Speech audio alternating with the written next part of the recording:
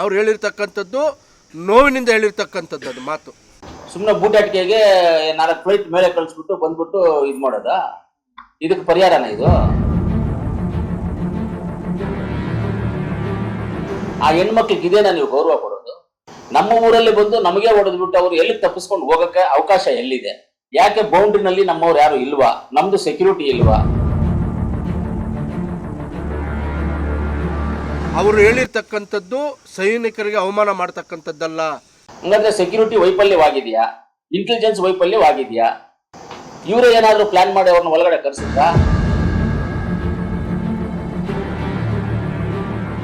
ಅವರು ಯಾವುದೇ ಸೈನಿಕರನ್ನ ಅಥವಾ ದೇಶದ ಏಕತೆ ಆಗಲಿ ಅಥವಾ ಸಮಗ್ರತೆಗಾಗಲಿ ಯಾವುದು ಕೂಡ ಧಕ್ಕೆ ಬರ್ತಕ್ಕಂಥ ಮಾತಿಲ್ಲ.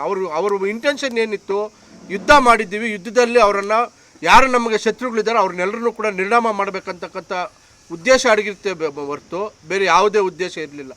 ಅವರೇ ಬಂದ್ರ, ಇವರೇ ಕರೆಸಿದ್ರ, ಯಾರು ಬಂದ್ರು ನಮಗೆ ಗೊತ್ತಿಲ್ಲ. ಸತ್ಯವಾದಂತ ಅಂಶಗಳು ಯಾವುದೂ ಗೊತ್ತಿಲ್ಲ.